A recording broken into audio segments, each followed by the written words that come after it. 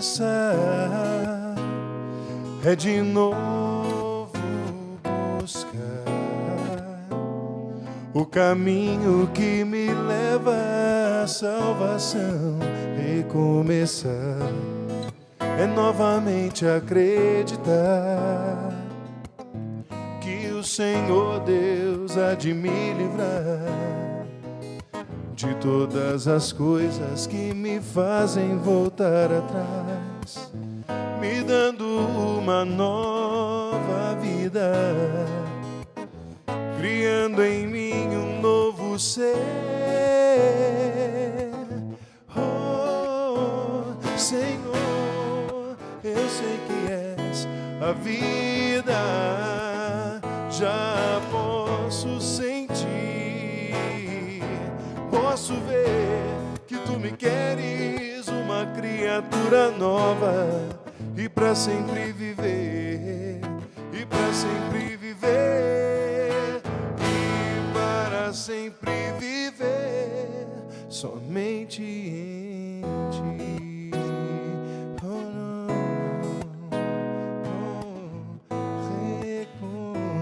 recomeçar. Estamos de volta com o programa Você Pode Ser Feliz aqui pela Rede Século XXI, atendendo aos pedidos dos nossos irmãos e irmãs que nesta manhã de sexta-feira apresentam a Deus as suas intenções, as suas ações de graças. E a gente fica muito feliz, viu, em poder apresentar a Deus as suas intenções e todos os seus pedidos. Como, por exemplo, fez a Gilda Sperotto Tabellini, ela é de Cachoeiro de Itapemirim, lá no Espírito Santo. Ela pede oração por cura e libertação do vício do seu filho Rogério, pede também pela sua neta Bianca e seu namorado Mateus, pede também pela gravidez de Lorena, pede por Adalto, Eloar e Yasmin, por toda a família.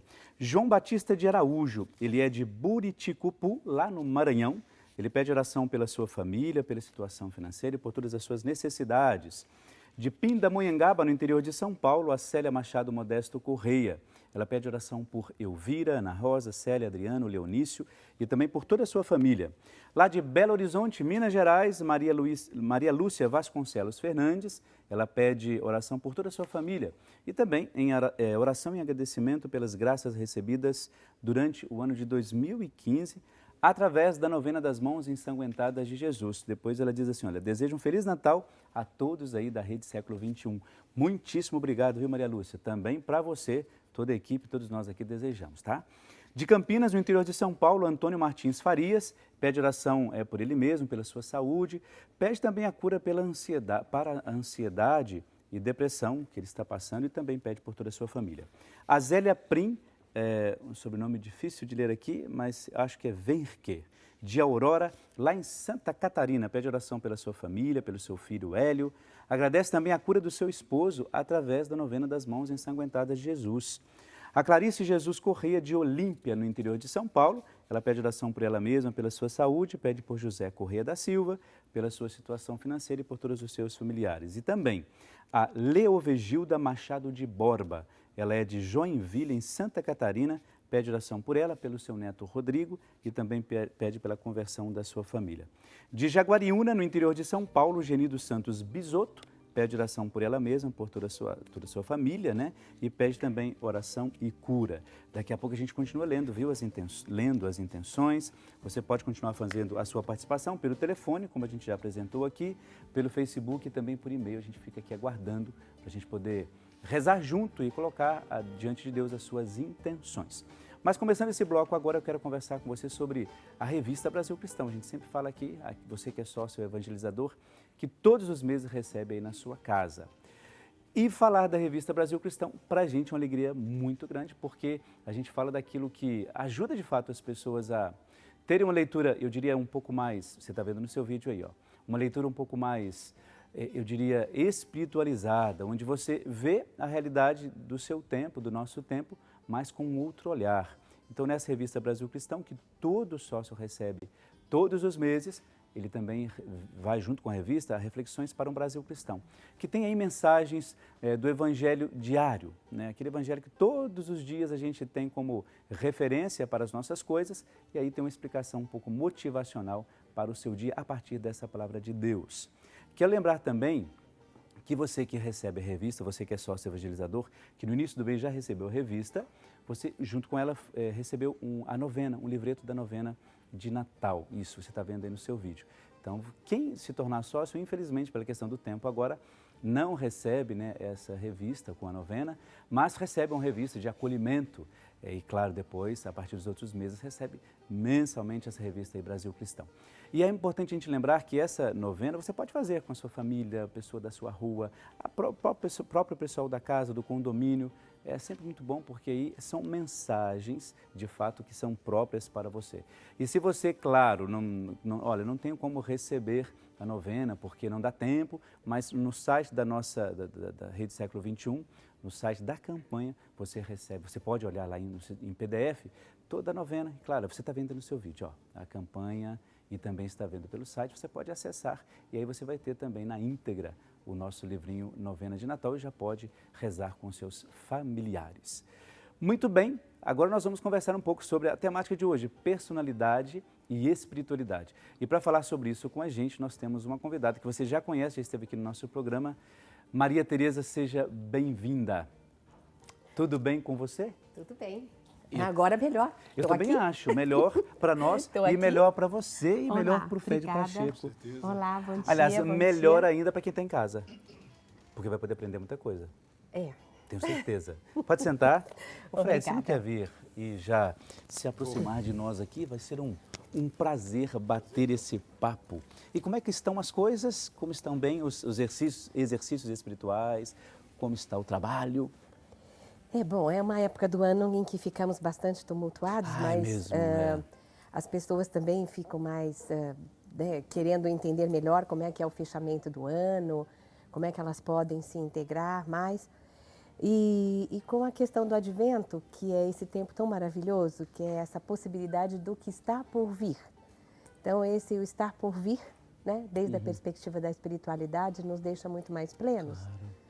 Nesse tempo, as pessoas ficam muito ansiosas por causa do Natal, do ponto de vista psicológico, por exemplo, há muita ansiedade das pessoas?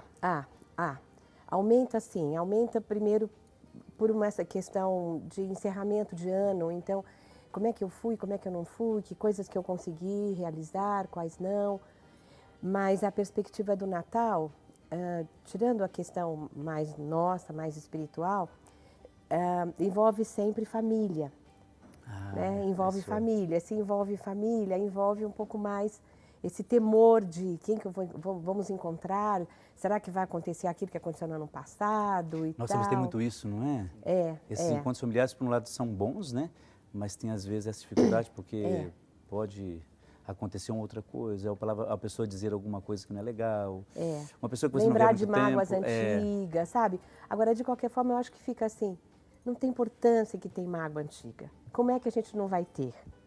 Agora, como poder olhar, né, esse irmão que chega, ou esses outros primos, ou dependendo dos encontros, né, ou esses avós, poder olhá-los com o olhar do aqui e agora. Aqui e agora nós estamos. E este é o presente nosso. Porque na verdade, você imagina, não sei se o Fred que você pensa disso, mas assim, quando a gente encontra com as pessoas, né, em família, às vezes sempre tem assim, aquelas, falo de mágoas, né, alguns desentendimentos, e você sabe que às vezes a gente ouve muito assim, em alguns casos, em que a família prefere não receber mais a pessoa. Eu nem sei se é o correto, né, porque assim, olha, vai trazer a mesma coisa, a pessoa vai beber, vai se embriagar, porque ela é assim. É complicado isso, hein? A gente tem casos em que a pessoa prefere que o outro não venha. Mas não é o correto, né? Bom, mas Se aí a pessoa talvez, não trabalha isso. mas aí talvez ela tenha que preservar os demais. Porque às vezes um pode, sabe, estragar o que está acontecendo entre todos. É uma decisão sempre muito difícil, mas... Aí a família tem que ter esse discernimento, então, né? Melhor que a família tenha esse discernimento para poder não atrapalhar a festa de todo mundo, não é? Claro, ao mesmo tempo, mas eu fico pensando porque assim, às vezes a pessoa fica o ano todo, são pessoas que são sozinhas, não é? Tem uma dificuldade até mesmo de relacionamento, talvez tenha um problema de inferioridade, de complexo de inferioridade, e às vezes o único momento que ela poderia estar com todo mundo, ela não vai estar. E é complicado isso. Quando se trata de personalidade, de jeito de ser, isso dificulta um pouco porque a pessoa pode ainda se isolar cada vez mais se ela não encontra um apoio na família, não é? Porque, como dizemos, né, só o amor nos salva. É.